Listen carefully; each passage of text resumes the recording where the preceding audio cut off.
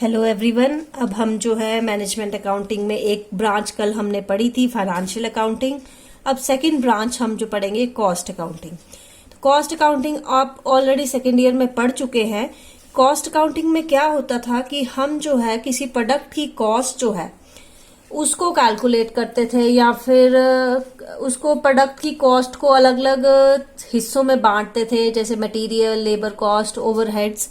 तो इन सब चीजों के लिए हमें कॉस्ट अकाउंटिंग की जरूरत पड़ती थी। कॉस्ट अकाउंटिंग की कुछ ऐसी चीजें थी जो कि फाइनेंशियल अकाउंटिंग में इंक्लूड नहीं थी, जिस वजह से हमने कॉस्ट अकाउंटिंग की टेक्निक्स का यूज करना स्टार्ट किया। क्योंकि अगर हम आज की बात करें, आज के बिजनेस टाइम की बात करें, तो यहाँ पे कॉस्ट जो है वो काफी मायने रखती है, क्योंकि हर एक बिजनेस यूनिट जो है वो अपनी कॉस्ट को कम करना चाहता है, जिससे उसका प्रोडक्ट सस्ता और मार्केट में जो है अच्छा बिक सके। तो कॉस्ट के अलग अलग मीनिंग्स जो हैं वो लिए जा सकते हैं। एक नॉर्मल लेमैन की बात करें, या हम लोग जब मार्केट में जाते हैं तो हम कोई प्रोडक्ट खरीद रहे हैं तो हम पूछते हैं इसका क्या प्राइस है या क्या कॉस्ट है, कई बार ऐसे पूछते हैं। वो कॉस्ट नहीं होती है, वो उसका सेलिंग प्राइस होता है। कॉस्ट एक्चुअल में वो होती है उस प्रोडक्ट को बनाने के लिए जो जो खर्चे किए गए उसको हम कॉस्ट में इंक्लूड करते हैं।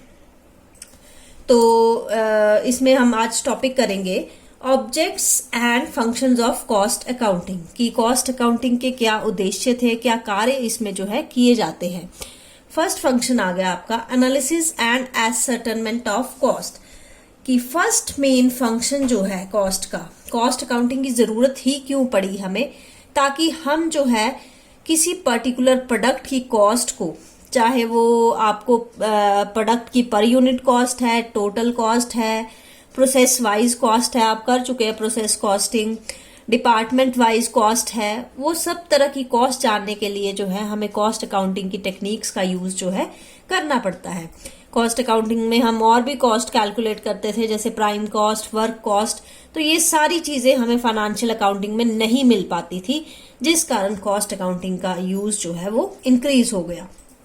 सेकेंड ऑब्जेक्टिव आ गया presentation of cost for cost reduction and cost control, कि कॉस्ट अकाउंटिंग का एक मेजर इंपॉर्टेंट फंक्शन जो है वो कॉस्ट को कंट्रोल करना और जहां तक हो सके उसको रिड्यूस करना भी होता है। क्योंकि अगर हम एफिशिएंटली किसी कॉस्ट को रिड्यूस नहीं करेंगे, उसको जो है कंट्रोल नहीं करेंगे, तो कॉस्ट की ये टेंडेंसी होती है, कॉस्ट में ये खुद से वो जो है इंक्रीज करती जाती है, जिससे हमारा प्रोडक्ट जो है वो महंगा हो जाएगा और मार्केट में नहीं बिक पाएगा।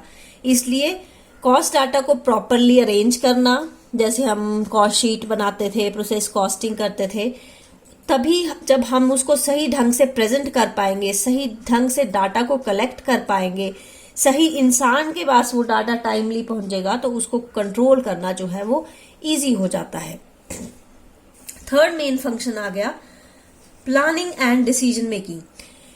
वैसे तो कॉस्ट अकाउंट का ट्रेडिशनल फंक्शन है सिर्फ कॉस्ट को कैलकुलेट करना, चाहे वो मटेरियल कॉस्ट है, लेबर कॉस्ट है, ओवरहेड कॉस्ट है, प्रोसेस कॉस्टिंग है, कॉन्ट्रैक्ट कॉस्टिंग है, कॉस्ट को कैलकुलेट करना। लेकिन बदलते वक्त के साथ जो है, जैसे जैसे बिजनेस आपका एक्सपैंड कर रहा है, वैसे वैसे जो है कॉस्ट अकाउंटिंग को एज अ मैनेजमेंट टूल भी यूज किया जाने लगा है। क्योंकि प्रोडक्ट को प्राइसिंग के लिए क्या पॉलिसीज बननी चाहिए, ये मैनेजमेंट डिसीजन है। तो प्रोडक्ट का प्राइस जो है कैसे कैलकुलेट किया जाएगा, ये हमें कहाँ से पता चलेगा? कॉस्ट अकाउंटिंग से। कॉस्ट अकाउंटिंग के थ्रू जो है हम प्रोडक्ट का प्राइस तय कर सकते हैं, कौन सी मार्केट में प्रोडक्ट भेजना चाहिए जहां पे वो ज्यादा बिकेगा, कौन से एज ग्रुप में प्रोडक्ट ज्यादा बिकेगा। तो इस तरह के डिसीजंस जो है, वो पॉलिसीज जो बनाना, जो कि एक मैनेजमेंट का काम होता है, उसके लिए हमें कॉस्ट अकाउंटिंग के डाटा की जरूरत जो है वो पड़ती है। तो ये थे ऑब्जेक्ट्स और फंक्शंस ऑफ कॉस्ट अकाउंटिंग। अब नेक्स्ट टॉपिक हम करेंगे importance and advantages of cost accounting, कि किसी भी बिजनेस यूनिट के लिए कॉस्ट अकाउंटिंग क्यों लाभदायक है, क्या उसकी इंपॉर्टेंस है।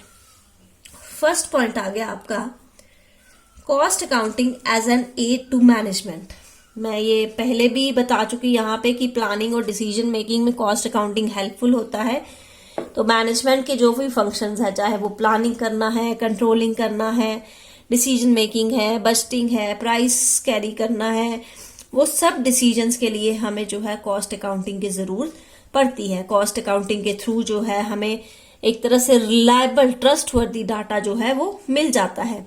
अब टेंडर्स भरने हैं, मैनेजमेंट को जो है टेंडर्स भरने पड़ते हैं किसी भी कॉन्ट्रैक्ट को लेने के लिए, तो उन टेंडर्स को भरने के लिए हमें उस कॉन्ट्रैक्ट की एस्टिमेटेड कॉस्ट बतानी पड़ती है पहले, तभी हमें वो टेंडर जो है मिल पाता है। तो एस्टिमेटेड कॉस्ट के लिए हमें कॉस्ट अकाउंटिंग की जरूरत जो है वो पड़ेगी। सेकेंड एडवांटेज आ गया, एडवांटेजेस टू एम्प्लॉयज। एक एफिशिएंट कॉस्टिंग सिस्टम जो है वो हमारी कॉस्ट को रिड्यूस करता है, कंट्रोल करके उसको रिड्यूस करता है, जिससे कंपनी के प्रॉफिट्स जो हैं वो इंक्रीज होते हैं। जब कंपनी प्रॉफिट इंक्रीज कर रही है तो वो अपने एम्प्लॉयज को जो है, जो वर्कर्स हैं, उनको बेटर फाइनेंशियल सिक्योरिटी जो है प्रोवाइड करवाती है, उनको अच्छे इंसेंटिव प्लान्स के थ्रू जो है पेमेंट की जाती है। ये सब चीजें जो है एक एम्प्लॉय को लाभ देती हैं।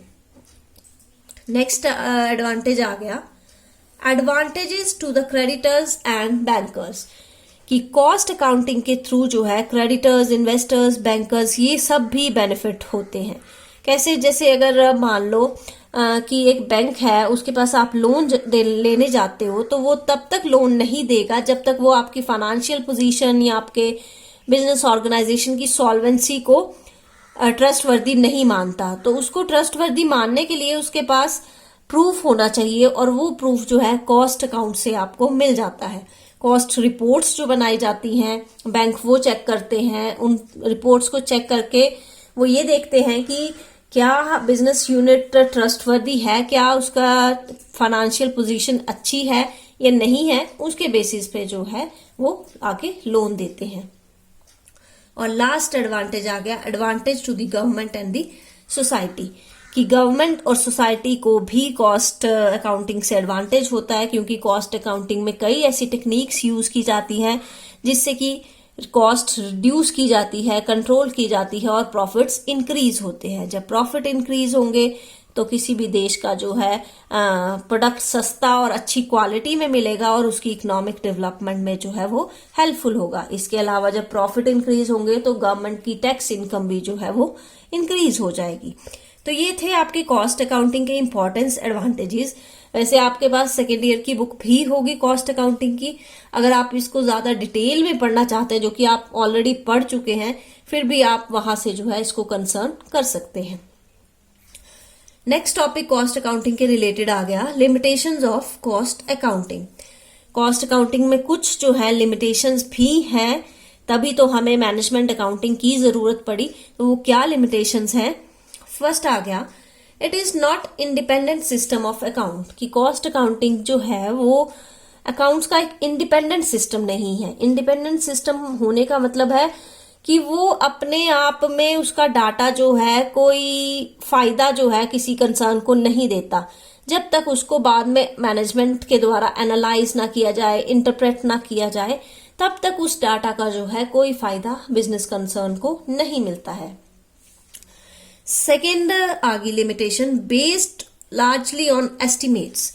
जैसे फाइनेंशियल अकाउंट्स में एक्चुअल डाटा लिखा जाता था, कॉस्ट अकाउंट में हम जो है एस्टिमेटेड डाटा लिखते हैं। ऐसे डाटा लिखते हैं जो कि अभी ऐसे एक्सपेंसेस लिखते हैं जो कि अभी हुए नहीं होते हैं। टेंडर भरना है तो आपको कॉन्ट्रैक्ट एक्चुअल में तब कॉस्ट क्या पड़ेगी वो नहीं पता, आप एस्टिमेट लगा के ही टेंडर में कॉस्ट फिल करते हो। तो वो एस्टिमेटेड डाटा कई बार इन्फ्लेशन की वजह से या कई भी ऐसे रीजन हो सकते हैं, इकोनॉमिक नॉन इकोनॉमिक रीजंस हो सकते हैं, जिसकी वजह से वो एस्टिमेट आपका गलत हो सकता है। नेक्स्ट लिमिटेशन आ गई आपकी स्कोप फॉर सब्जेक्टिविटी, कि कॉस्ट अकाउंटिंग में भी फाइनेंशियल अकाउंटिंग की तरह सब्जेक्टिविटी का जो है वो भय बना रहता है। जैसे कि डेप्रिसिएशन का कौन सा मेथड यहाँ फॉलो किया जाएगा, क्लोजिंग स्टॉक की वैल्यूएशन कौन से अमाउंट पे की जाएगी, वो सब चीजें भी कॉस्ट अकाउंटिंग को इफेक्ट करती हैं।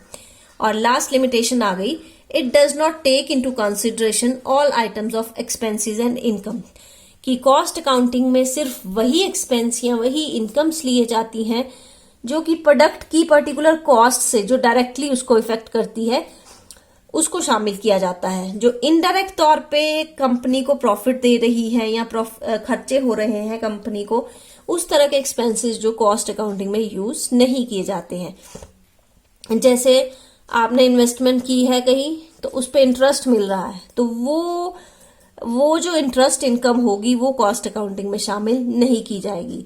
शेयर्स इशू किए, इशू पे लॉस हो गया या डिस्काउंट दिया गया है, तो वो डिस्काउंट जो है कॉस्ट अकाउंटिंग में शो नहीं किया जाएगा। हालांकि ये चीजें इंपॉर्टेंट है बिजनेस कंसर्न के लिए, लेकिन फिर भी प्रोडक्ट की कॉस्ट पे ये डायरेक्टली इफेक्ट नहीं कर रही हैं, इस कारण इसको कॉस्ट अकाउंटिंग में यूज नहीं किया जाता। तो ये था आपका कॉस्ट अकाउंटिंग के रिलेटेड लेक्चर। कल हम जो है मैनेजमेंट अकाउंटिंग स्टार्ट करेंगे। मैंने पहले भी बताया था कि मैनेजमेंट अकाउंटिंग को जानने से पहले हमें फाइनेंशियल अकाउंटिंग और कॉस्ट अकाउंटिंग को जानना जरूरी है, जो कि आप ऑलरेडी पढ़ भी चुके हो, लेकिन फिर भी मैंने ये लेक्चर यहाँ पे कवर करवा दिया है आप लोगों को। आप इनको डिटेल में स्टडी कीजिए, फिर आपको पता चलेगा कि इन दोनों में क्या क्या लिमिटेशंस थी, जिसकी वजह से जो है हमें मैनेजमेंट अकाउंटिंग की जरूरत जो है पड़ी, या मैनेजमेंट टेक्निक्स टूल्स की जरूरत जो है वो पड़ी।